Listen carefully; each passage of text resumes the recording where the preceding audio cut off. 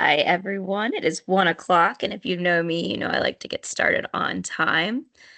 So thank you for joining us for the 2025 Continuum of Care General Orientation. I see some familiar faces here. So for many of you, you could probably give this presentation, but we're going to go ahead and get started. My name is Laura Ellis Mazzaro. I am the CoC Director at Strategies to End Homelessness. You Please come in muted. If you're not muted already, please mute yourself. If you have any questions, you can raise your hand at any point throughout this orientation, or at the end, we can check the chat box. You could send something in writing and we'll answer questions at the end. We could go either way here. This orientation is being recorded and it will be posted on our strategies website. It usually takes us a little while to get that done because we do some editing and all of that fun stuff. So it might not be there until for another week or so. But in the meantime, after this meeting, anyone who registered will receive a copy of these slides, and the slides will be posted on our website. So you'll get all of this information in email, or you'll have access to it on the strategies website. I get that question every time. Laura, Yes. there was an AI jumped into the chat. I didn't know if you needed to remove it or if it's relevant. I don't think we need to today, just because we're not talking about anything sensitive, and all of this is going to be public anyway. So those AI bots can take notes if they really want to. Thanks, though. We do remove AI bots from our work group meetings and our clearinghouse and all of that. That's why Megan notified us. It's been a new thing we've been dealing with. Okay. Yeah, I was gonna say I kicked one out. Sorry, I didn't it's see okay. the other one. Don't worry about it. It's no big deal. Everyone will get copies of the slides, so it'll be fine. All right. So what are we here to do today? We're going to go over what a continuum of care for the homeless is. We're going to talk about CoC history, the program and purpose, our CoC structure, CoC responsibilities, eligible project applicants and activities for CoC funding. So that's for anyone interested in applying for a new project through your CoC process. We'll discuss what populations are eligible to be served by our CoC funding. We'll go do a brief overview of the CoC application and funding cycle, including our local CoC funding timelines and our scoring timelines. And then, like I said, at the end, we'll open it up for questions. But please raise your hand if you have any in the meantime. Okay. All right. So what is a continuum of care for the homeless? According to HUD, a CoC is a community plan to organize and deliver housing and services to meet the specific needs of people who are homeless as they move to stable housing and maximize self-sufficiency. It includes action steps to end homelessness and prevent a return to homelessness. In our community, we use the term CoC in multiple ways, but the two primary ways we use the term CoC is to describe the Continuum of Care program of the U.S. Department of Housing and Urban Development, or HUD. So that's the funding we receive from HUD for our CoC program. We receive over $30 million for CoC programming in our community. That's what we were at this last year. And that's just, again, just the continuum of care programming. That doesn't include like our ESG and our other funding sources. CoC is also used to describe the structure required to be in place in a local community in order to access the program funds. So some history of the OH-500 Cincinnati Hamilton County Continuum of Care. In 1995, HUD began the Continuum of Care for the Homeless program, requiring communities to organize into systems known as continuums of care to receive funding. The city of Cincinnati applied in 1995 but did not receive funding. In 1996, the city of Cincinnati contracted with a for-profit company called the Partnership Center to submit an annual CoC application, and that is when the Cincinnati Hamilton County CoC OH-500 was formed. PCL forms an advisory committee called the Homeless Clearinghouse to help with the development of this annual application. Originally, the Homeless Clearinghouse consisted of the city of Cincinnati, Hamilton County, PCL, and our local homeless coalition. From 1996 to 2007, the annual CoC application was submitted by the Partnership Center under the guidance of the Homeless Clearinghouse. In 2006, the Hearth Act legislation was proposed requiring continuums of care to be administered by a nonprofit or a unit of local government and to have a CoC board. And since PCL was a for-profit, they had to reconvene and figure out what to do. So in 2007, the Homeless Clearinghouse approved the incorporation of the local CoC processes and structure, with the Homeless Clearinghouse serving as the CoC board, and the work of the CoC to be handled by a new nonprofit organization, which was to serve as the CoC lead agency. So this new organization was named the Cincinnati Hamilton County Continuum of Care for the Homeless, Inc. And because the Cincinnati Hamilton County Continuum of Care for the Homeless, Inc. is a very long name and hard to say, in 2012, the CoC for the Homeless, Inc. changes its name to Strategies to End Homelessness. And this reflected the organization's expanding role in the community. Yeah. Strategies remains the lead agency, and the CoC board remains the Homeless Clearinghouse. So the program and the purpose of the CoC is to promote community-wide commitment to end homelessness, to quickly rehouse individuals and families experiencing homelessness, and to improve access to and use of mainstream programs that would optimize self-sufficiency of those we serve.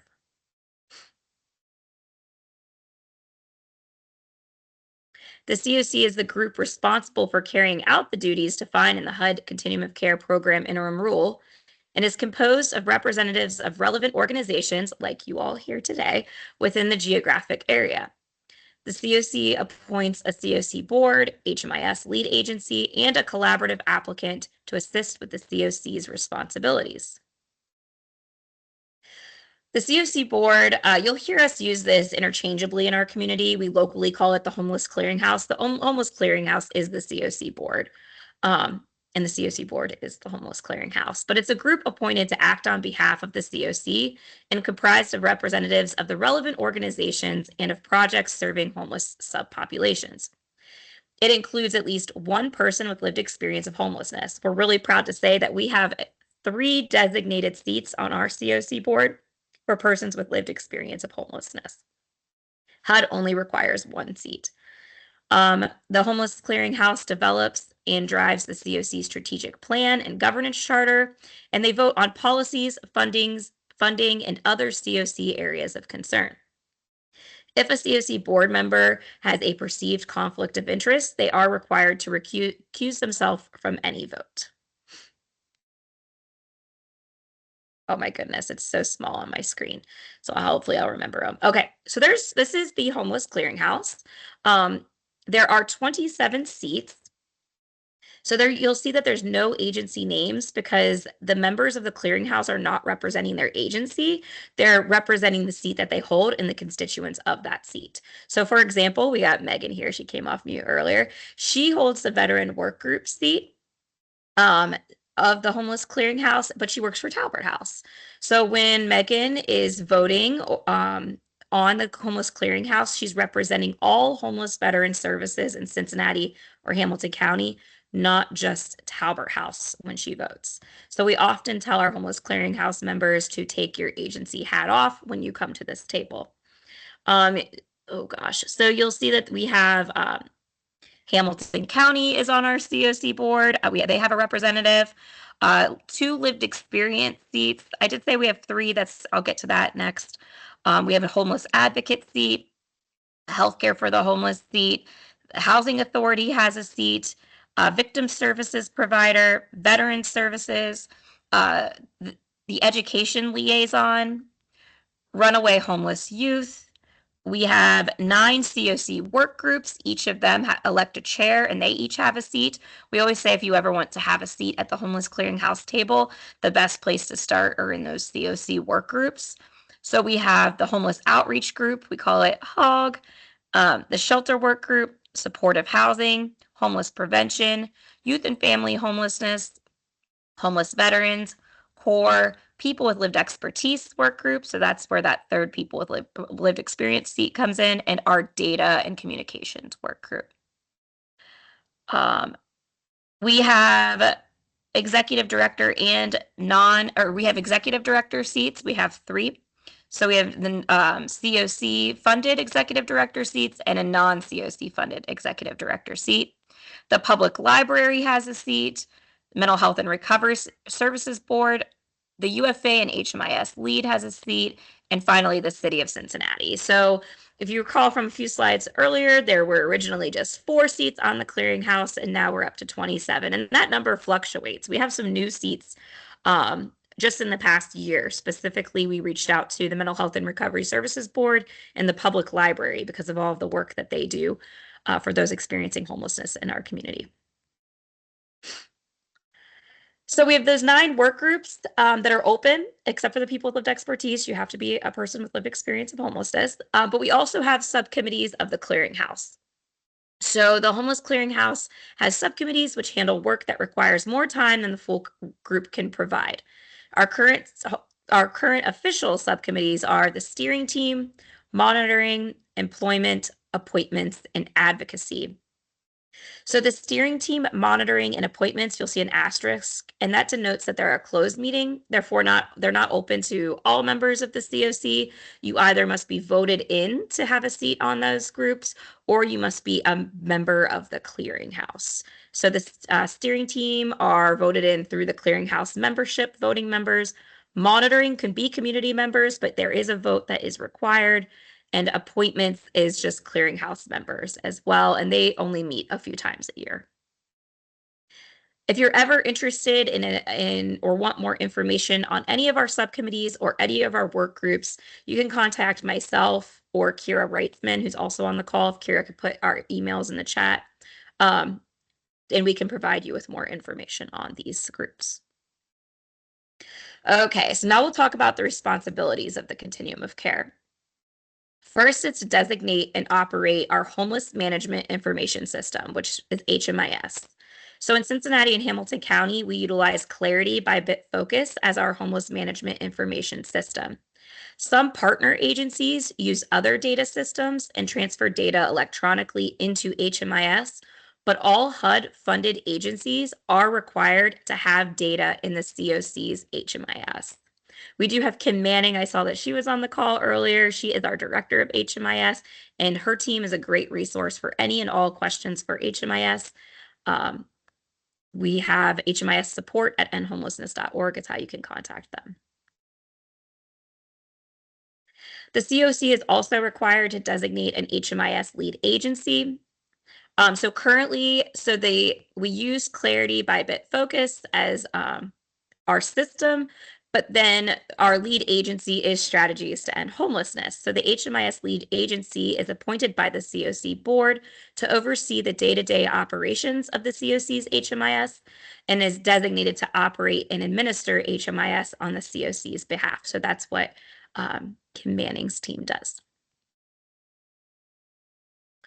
Also responsible to designate the collaborative applicant or unified funding agency, which again is currently Strategies to End Homelessness. All CoCs are required to designate a collaborative applicant to submit the CoC registration and consolidated application on behalf of the CoC.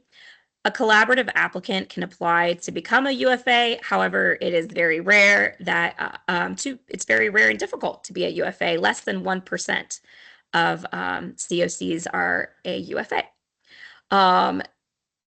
The UFA status just allows for a lot more flexibilities than your typical collaborative applicant. So Strategies applies to HUD for funding for all projects within the geographic area and enters into a grant agreement with HUD. So Strategies submits the consolidated application, HUD enters a grant agreement with Strategies to End Homelessness, and then Strategies to End Homelessness enters into legally binding agreements with subrecipients, so the agencies that provide the services, and receives and distributes funds for all projects within the geographic area. Strategies monitors subrecipients for performance and compliance on an annual basis. Strategies works with the CoC board or homeless clearinghouse to make decisions on overall grant management and changes. And there's a wonderful governance charter that outlines any other responsibilities of the designated collaborative applicant or UFA. I will plug that we have a governance meeting on March 26, March 26th from 1 to 2 p.m. The registration is on our website, or again, you can contact Kira or I if you have questions. And in the CoC governance meeting, we go over the governance charter, any changes that have occurred from year to year. You get a copy of the governance charter. It's all on Teams. And we also go over, you vote on the governance charter. So anyone who goes gets to vote on the governance charter to approve it. And then we also go over any CoC policies during that time and any changes that have occurred. Okay, policies. So the CoC is required to develop written standards that we go over often, but during the governance meeting. In consultation with Emergency Solutions Grant or ESG recipients to prioritize individuals and families eligible to receive the assistance and the amount and type of assistance they should receive. The CoC also establishes performance expectations and monitors individual projects as well as system performance. So strategies when they do monitor each individual project, but we are always looking at our system performance because HUD looks at our entire system when they are evaluating funding. And we want to make sure each project is doing what they can, and as well as like what can we do as a system to improve the way we work. If you receive CoC funding, you must follow all written standards that were developed by the community. So we really, again, encourage you to go to those work groups where all of that work is being done. Strategies reviews funding reimbursement requests monthly. Agencies contributing to HMIS are required to monitor their HMIS data monthly, looking at data quality, making sure that the information is accurate. And all CoC and ESG funded programs are monitored by strategies annually. Annual monitoring consists of financial policies and transactions, program policies and participant records, and HMIS data quality, privacy, and security.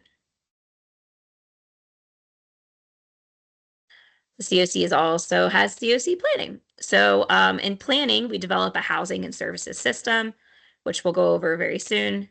Design and follow a collaborative process to select projects to apply for CoC funds. That's our application process. Collaborate on reporting and evaluation of ESG funded projects. We also administer ESG funds and participate in the City of Cincinnati and Hamilton County consolidated plan processes. Okay. One part of the CoC is the central, another thing that is required of CoCs is to have a centralized intake or coordinated entry system. So HUD requires that each CoC develops their own centralized intake or coordinated entry system within HUD regulations. But you can be somewhat flexible in some areas of how that looks. So each continuum of care, like I said, is required to develop and implement a centralized or coordinated entry system for its geographic area. Participation is required of all CoC and ESG recipients and subrecipients. So if you're not currently an ESG or CoC funded agency and you are interested in applying for CoC or ESG funding, you are required to accept all of your referrals into your project by the coordinated entry system. You cannot accept referrals for the project being funded by CoC or ESG from any other source, including internally. So you can't take somebody from from a different internal program and put them into a CoC or ESG program or going outside of that coordinated entry system. We get that question a lot, so I just wanted to emphasize that there. So we have three kind of stages in our local coordinated entry system. We have access points, the coordinated assessment, and then coordinated exit, which we have a sad asterisk there. So for our access points, that's where we refer to emergency shelter, transitional housing, street outreach, and then some of our homeless prevention and shelter diversion projects. There are other access points in our system that are specific for specific populations. For example, the YWCA serves as an access point for domestic violence survivors. The Lighthouse Youth Services serves as an access point for youth. The coordinated assessment, that is where folks are referred to those rapid rehousing and PSH programs based on a common assessment tool that is developed locally and also through community prioritization that is developed locally. So that's how someone who's experiencing homelessness may be able to access those housing programs. It's through that coordinated assessment stage of the coordinated entry system. And then finally, we have coordinated exit in our community. It is currently on a pause. We do typically have the ability to refer folks from our rapid rehousing and PSH programs to a housing choice voucher program through CMHA. They do prioritize our clients. However, if you may already know this, but CMHA is currently under a shortfall, so we are pausing while we figure out some of the changes happening in our community and in our country for the funding for CMHA for housing choice vouchers. There, you could still access CMHA. I want to make sure that that's absolutely clear, but they're currently pausing our rapid rehousing and PSH clients getting priority for CMHA. Okay, so we're also required to operate under research-based best practices. The CoC and CoC board are continuously working to implement research-based best practices, and it's actually currently on our strategic plan to develop best practice manuals, and our CoC work groups are diligently working on some of those best practice manuals. There are 4 best practices that are widely used in our CoC: trauma-informed care, housing first, harm reduction, and motivational interviewing.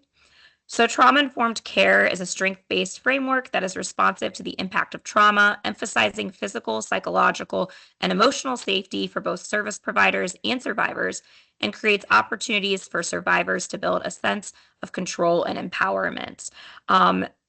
Then we have housing first, which is also required in our CoC projects. It's an approach to quickly and successfully connect individuals and families experiencing homelessness to permanent housing without preconditions and barriers to entry, such as sobriety, treatment, or service participation requirements. So if you're a new agency and you want to apply for our CoC funds, we do have you complete a housing first evaluation to determine if the project that you're applying for is operating under a housing first model.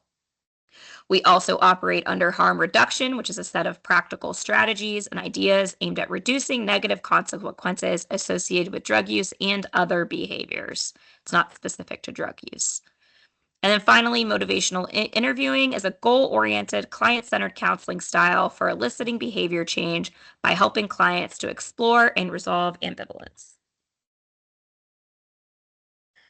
Okay, so if you're interested in applying for a CoC program, here are some of the eligible projects. These are some of the components that you must meet to be an eligible project. You must be a nonprofit.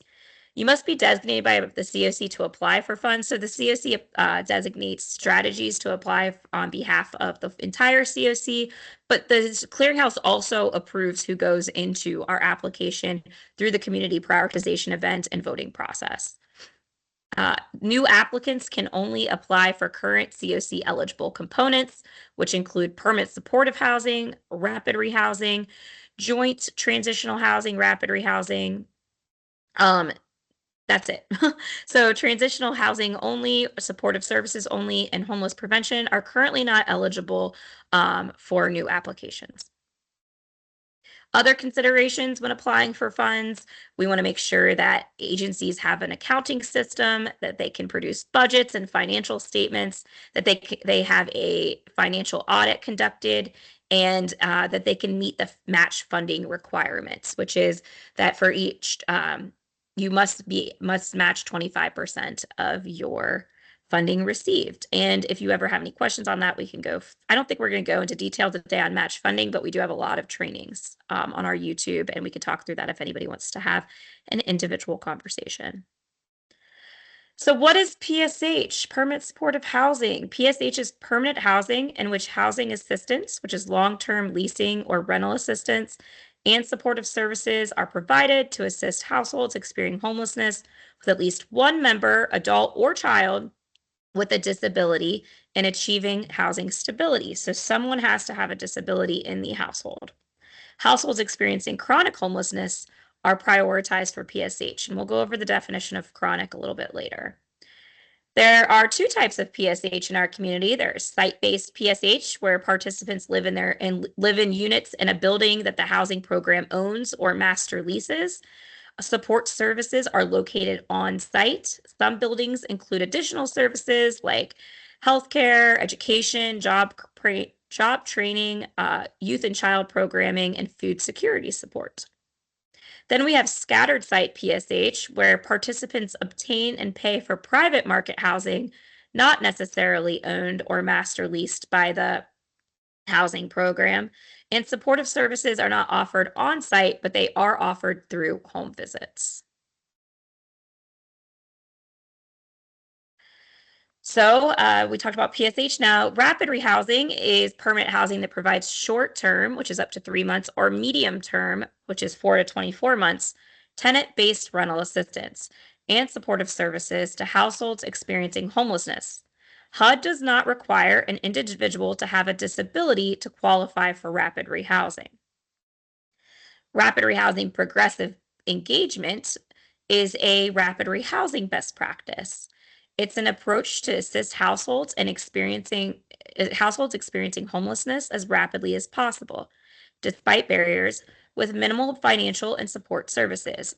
Through regular reassessments, more supports are offered to those households who struggle to stabilize and cannot maintain their housing without assistance. For example, an extension of rapid rehousing services up to 24 months or a PSH transfer. So for progressive engagement, we currently have 2 projects in our community operating progressive engagement, Bethany House and Talbert House. Progressive engagement, when we do our CoC application, we've heard confusion here. It is a rapid rehousing project. It's just a best practice within rapid rehousing. It is not a standalone project. It is not permanent supportive housing. It goes in as rapid rehousing project and follows rapid rehousing regulations and policies. Transitional housing and transitional housing rapid rehousing joint component. Say that 10 times fast. Transitional housing, we are not accepting new projects for CoC. It's not a CoC eligible project for if it's just transitional housing only. However, there is transitional housing in our community, and we work very closely with transitional housing in our community as a CoC, but CoC funds cannot pay for it. So that provides temporary housing with supportive services to individuals and families experiencing homelessness with the goal of interim stability and support to successfully move to and maintain permanent housing. Transitional housing projects can cover housing costs and accompanying supportive services for program participants for up to 24 months.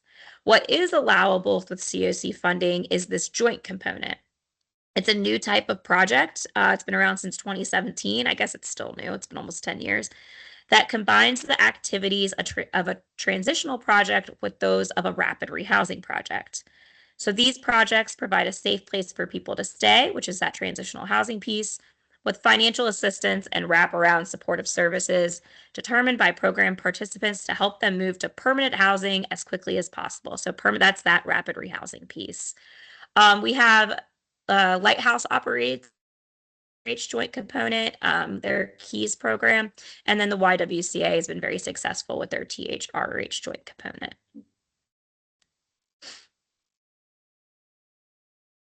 Okay.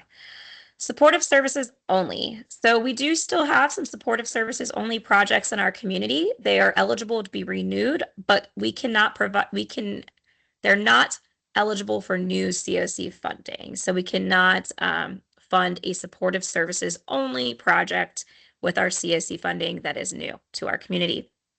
SSO projects allow recipients to provide supportive services such as conducting outreach to sheltered and unsheltered homeless persons and families and providing referrals to other housing or other necessary services to families and individuals experiencing homelessness.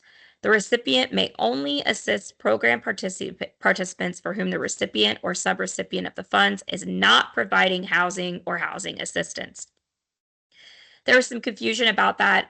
Last year, there was a PSH project that applied for PSH funds, but didn't need rental assistance or operating, or I think just rental assistance. It was primarily supportive services. That is not considered an SSO project. SSO projects are for those who are not providing housing or housing assistance. So a PSH project could go in for just the supportive services piece because they are providing housing and housing assistance. They're not considered an SSO project. I know that's kind of confusing, and that's the way federal regulations are, always very confusing. But I know that has come up in the past, so I just wanted to highlight that. New SSO projects, like I said, are currently not permitted to apply. We currently have 3 SSO projects in our community that have been grandfathered in over the years, and that's Shelter Houses HIP, Lighthouses Street Outreach, and then the Family Housing Partnership has some shelter case management. Coordinated Entry is also a HUD required SSO project.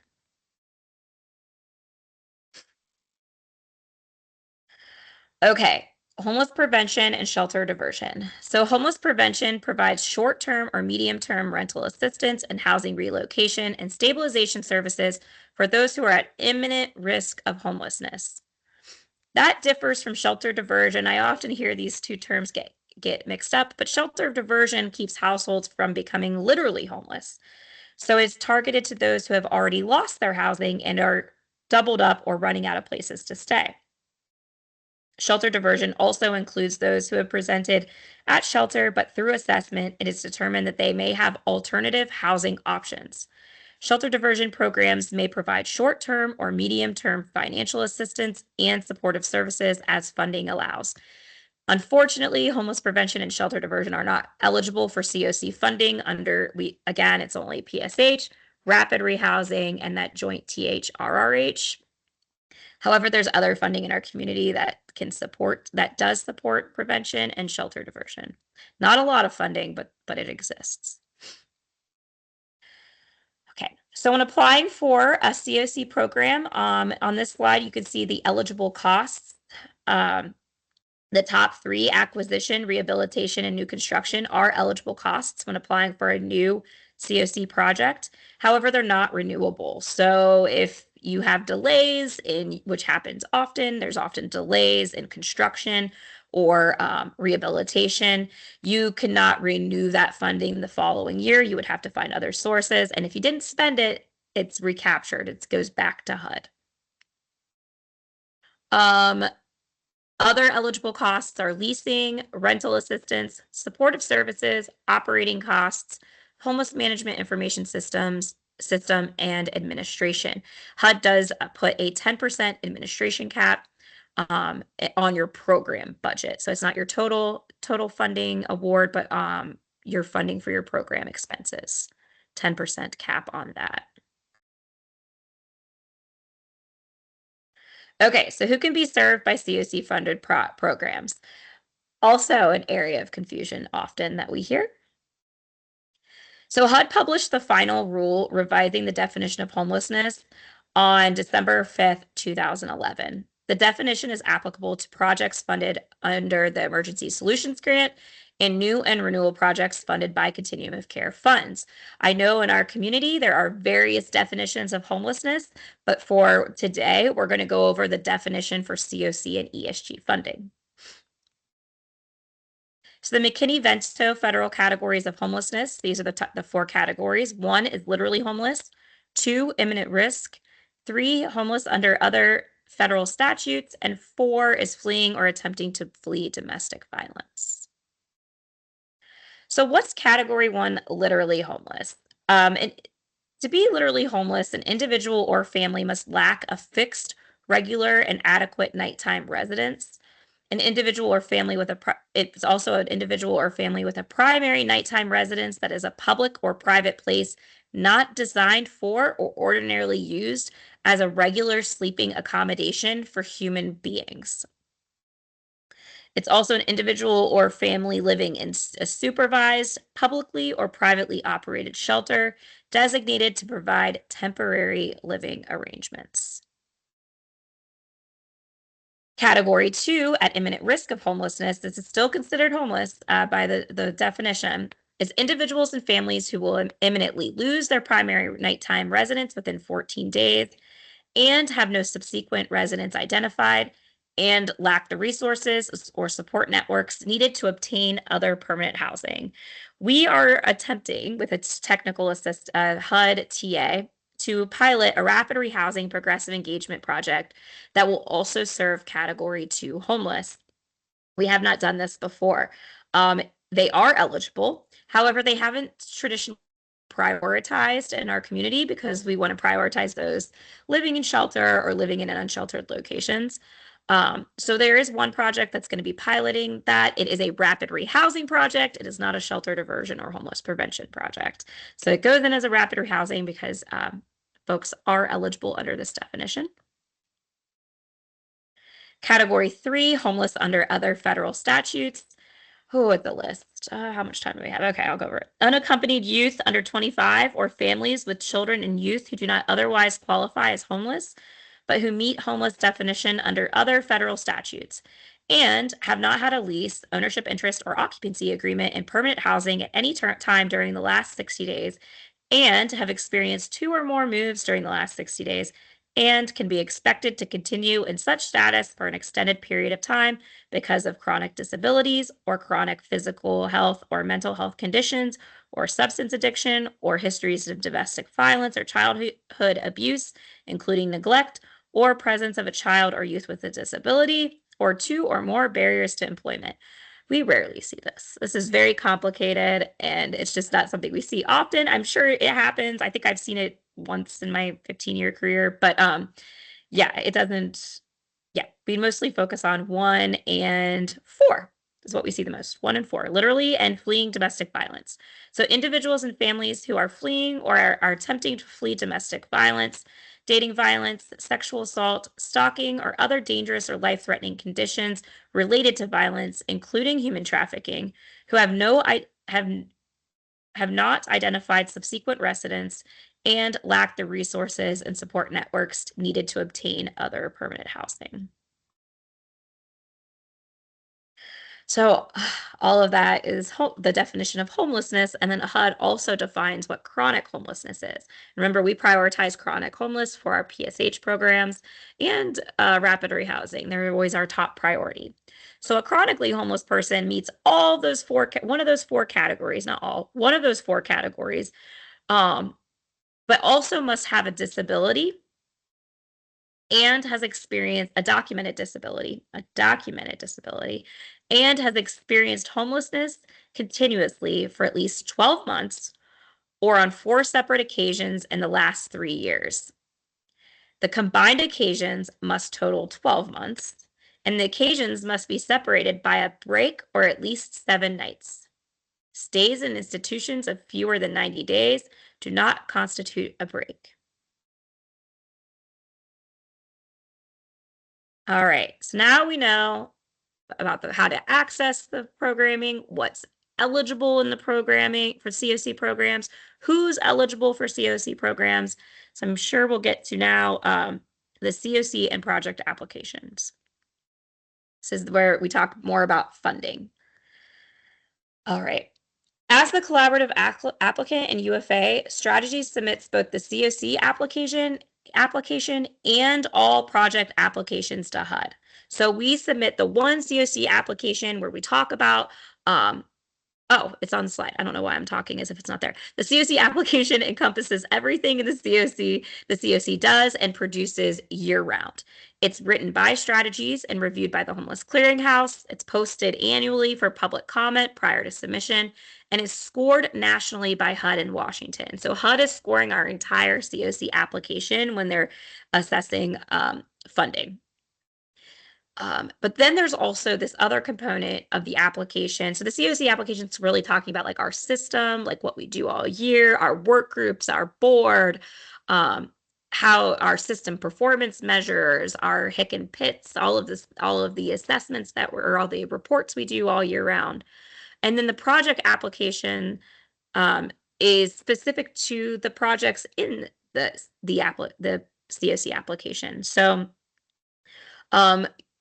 we submit all of the project applications when we submit the CoC application, but we don't write the project applications. So you all, if you're applying for the funding, you either write or you've written them before and you review and make edits to the project applications. So that information is provided directly from the agencies being funded or requesting funding for new and renewal grants in partnership with strategies. It's then reviewed by strategies and submitted by strategies, and it must pass a capacity review conducted by the HUD field office. It's scored nationally by HUD in Washington as well. So there are like two types. When we talk about the application, there is two things. There's the project application and the CoC application. So if you ever are unsure, just let us know and we can explain the differences. But new this year, we have what's called a 2-year NOFO. Well, I guess it was new last year. So the Consolidated Appropriations Act 2024 authorized HUD to issue a single 2-year NOFO for fiscal years 2024 and 2025. So we submitted that. That was submitted back in September, maybe it was August, I'm not sure. But it was submitted in 2024, and we did get our notice already of which projects were awarded, and that's when we got our notice of funding that we would be awarded $32 million for fiscal year 2024. That application could also cover 2025, which would be typically we would submit that application in August of 2025. So COCs are only required to submit one CoC application that will be applicable to the FY24 and FY25 funds submitted in 2024. I already said that. Projects that are awarded FY 2024 funds may be eligible for award of FY 2025 funds using their FY 2024 application submission and are not required to apply for a renewal for FY 2025 funds. That's from the Appropriations Act. That's from HUD. Should there not be sufficient appropriated amounts to fully fund all FY25 renewal grants amounts may be reduced proportionately. So we submitted the application and we were notified of we haven't received a contract, but we were told what our subaward would be and who would be funded through the NOFO process for FY24. But just because we received that notification for that $32 million doesn't mean that there's going to be enough funding, that same amount of funding in FY25. Fingers crossed there's that or more. But if there is there's not sufficient appropriated amounts to fully fund FY25, then HUD will start reducing the grants from the FY 2024 award. Hopefully that doesn't happen, but it's in the Appropriations Act that it's a possibility. This is all new to us, so we don't know a ton, but what we do know is that if new competitive funding becomes available for FY 2025, the NOFO may be amended and the FY 24-25 application and score may be used for the 2025 application selection process. So like I said, if there wasn't enough funding, you can use the 2024, but if there's more funding, we don't have to do a whole new CoC application. HUD also reserves the right to modify the NOFO or issue a supplemental NOFO if necessary. NOFO stands for, oh my God, Notice of Funding Opportunity. Oh my gosh, my brain just glitched. Notice of Funding Opportunity. Applications for FY25 eligible CoC and or YHCP renewal projects and new projects created through CoC and or DV reallocation or YHCP replacement must be submitted by the application submission deadline for FY25 funds on August 29, 2025. So if we want to apply for new projects for FY25, that is due, the strategies must submit all of that information by August 29, 2025. We rarely get that deadline this far in advance, so we're already preparing, which I'll go over our local timeline on that. We know that strategies will be required at a minimum to submit the following as part of their application, our application to apply for FY25 funds. Oh, I only have 15 minutes. Jeez, I usually go faster than this. Strategies. Okay, the FY25 renewal project applications for grants that were not funded in FY24 that have an expiration date. Applications for projects created through the reallocation of eligible CoC renewal grants and through the replacement of YHDP grants.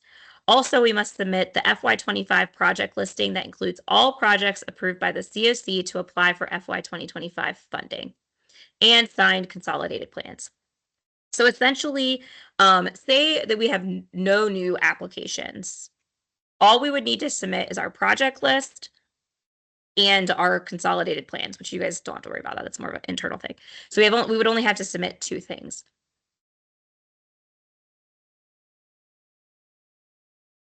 But I should go back. That's if we have no new projects. The CoC, the clearinghouse, did vote and stated that we would allow for new projects in the 2025 application process, which I'll go over the timeline here in a minute. So we are allowing for new projects. If you're applying for a new project, you would still have to do a new project application. If you're going to make any significant changes to a renewal project, you would have to submit those through a project application. And if you are wondering what that significant changes, or if you're thinking about significant changes, we should have an we can talk about it off this call. But yeah, we are allowing for new projects as a system. The clearinghouse approved that. And we would have to submit that. We just don't have to submit our full CoC application again. And renewal applicants wouldn't have to, even if we had new project applications, renewals wouldn't have to submit anything if they're not changing their project significantly. The board also voted to go ahead and move forward with a scoring process. So like the community prioritization event and the data scoring on renewal projects. And the basis of this was because of that second to last bullet point. We have to submit a project listing. And we wanted to give the opportunity for agencies to submit their updated data to determine where, and go through the community prioritization event to determine where they are listed on that priority listing. Because when if HUD were to make any cuts, they start at that bottom project. So we wanted to give everybody an equal opportunity to get higher up on that list. All right, so how do you get into a application in HUD? There are threshold requirements. You must be a nonprofit, have an accounting system, and conduct a financial audit. Again, we talked about this earlier. You must have 25% of cash or in-kind match funding for all of your funds except for leasing. So if you're applying for leasing, it's not applicable to that. Eligible activities and project component. We already went over all of the eligible activities and project components, so hopefully you remember those. You must participate in HMIS and coordinated entry system, which we've already gone over, and you must meet the Housing First Fidelity threshold, which is 6 points, which I briefly reviewed, and I have a copy of, and the copy is on our website if you want to review the Housing First Fidelity threshold or document. New projects, if you're applying for a new project, even if you're already funded, even if you're a currently funded agency, but you want to apply for a new project, you must meet with strategy staff to review that project prior to moving forward with the process. 60% of your funds must have a housing focus, and you must have established healthcare partnerships. So that's for new projects only. 60% of your funding that you're requesting must be housing related, and you have established healthcare partnerships. That's with an MOU. New agencies, so these are new agencies, must undergo a risk assessment. So if you don't currently receive CoC funding, you would have to undergo a risk assessment. That last that HUD gives 10 additional points is not relevant for this year. I should remove that. Sorry, I'll remove it before I send out the slides. Pre-measured elements for new renewal projects. We want to make sure that you've expended your grant previously. If the project is underspent, can only apply for 110% of the funding spent and meet the requirements of the local expenditure threshold policy. It's on our website. If you're not sure what I'm talking about, the expenditure threshold policy, if you're somebody in finance or compliance, you definitely should review that. CoC scoring criteria was finalized on Friday, so that will be posted very soon, and we will discuss it in our scoring explainer event. Overall outcomes matter for our renewal projects. So all new projects and any renewal projects that score based off of their initial data review in the bottom 15% are required to present at our community's prioritization event in August. I think I have the date on one of the slides. That's when you'll give a presentation of your project, and your community votes to determine whether or not where you should be placed in our priority list. Let's see. All right. Okay. So you'll see system performance. Strategy submits system performance annually to HUD, and HUD uses this in collaboration with other reporting requirements and the narratives from the application to determine funding needs. That's that 2-year NOFO. We already submitted it. Many of the measures determined to be scored in our prioritization process are based off past NOFO application questions and the system performance measures. So the CoC system performance that I look at is length of time, as an entire system, length of time persons experience homelessness in our community, the extent of which persons who exit homelessness to permanent destinations return to homelessness, that's called recidivism, the number of persons experiencing homelessness, employment and income growth, number of persons who become homeless for the first time, and successful placement from street outreach and successful placement in or retention of permanent housing. All right, we're getting close to the end. Okay, so here's the CoC funding cycle. So we did distribute the intent to apply for new projects. If you did not receive a copy of that and you want to apply for a new project, please reach out to me. Those are due April 4th. There's a pretty quick turnaround. They're also posted on our website, but you can email me directly if you need to. The intent to renew projects won't be due until June 6th. That's because we pre-populate it with your spending from your three quarters. So that will be distributed and won't be due till June 6th. You'll have 30 days to review and complete those. New project applications. So if you are applying for a new project and you go through, you submit your intent, you meet with strategies, we're like, okay, you're good to go. Our compliance department will reach out to you with some questions, and those will be June 20th. The prioritization event is August 6th, 2025, likely in the afternoon. So save that date. You might want to mark your calendars now. We want to submit the application to HUD on August 28th. There's a lot that has to happen between August 6th and 28th. It's actually due on the 29th, but goal a day early. The award notice from HUD will likely be early 2026. Issues and conditions will be sent likely in spring of 2026. Match funding MOUs must be submitted to strategies if you are awarded funding prior to July 1st of 26. For the FY25 funding, we're looking at a term of July 1st, 26 to June 30th, 27. So it's next year. It's a lot of work for over a year away. Your monitoring visit the date is always to be determined, but just know you get an annual monitoring visit from strategies, and the annual performance report by strategies is typically due to HUD in September. So we would be looking at 2027 for our 2025 funding. The scoring timeline again is on our website, and you should have received it in an email this week. If you need a copy, please reach out. We'll get it for you. But this explains in detail every single due date that is coming, when you should expect to receive information from strategies, when you're expected to submit things.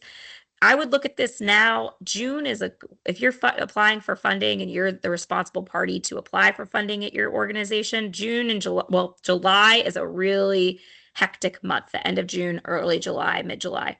There's a lot of due dates. So just make sure you have those dates now. You are prepared. You are ready to make sure that you submit things on time. Because if you don't submit things on time, or if you don't clean your data on time, that data is locked. It's what goes into scoring. And if you do not submit things timely, then you could lose out on the funding that you renewal or new funding. That's all. I did rush the end, which I would feel bad doing, because I wanted to leave a couple of minutes for questions. We have 6 minutes left. So I'll stop sharing. There was one question. Robert just wanted to know if you could post a list of all the names that comprised the clearinghouse. I said I didn't see why not, but I just wasn't sure. Yeah, that'll be oh, that's in our that you will get a list. We will be providing the list at the governance meeting, and that's when you have to vote. So at the governance meeting, I didn't say this, you also vote on the clearinghouse members. So that's the space where the community members come, hear about the governance charter, hear about policies, and they also vote on the clearinghouse membership. So we do have a list. And once it's finalized at the governance meeting, it'll be posted on our website. I mean, if you want a list of the folks who haven't been officially approved yet, we can also provide that. It just won't be it won't be published publicly until after the governance meeting.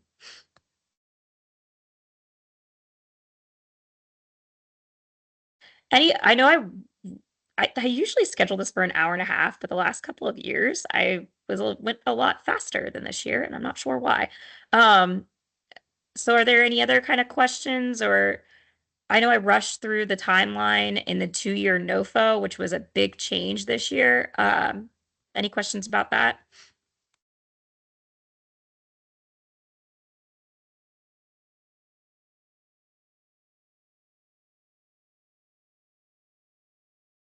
Okay, well, I won't force you guys to ask questions. So thank you guys for joining today.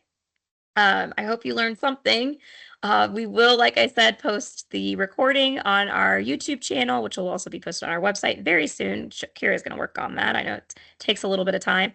But in the meantime, I'll send all registrants our slides. And if you do have questions after, you can always email us. So I appreciate all the work that you do, and thank you again. And we'll see you later. Bye, everyone. Thank you.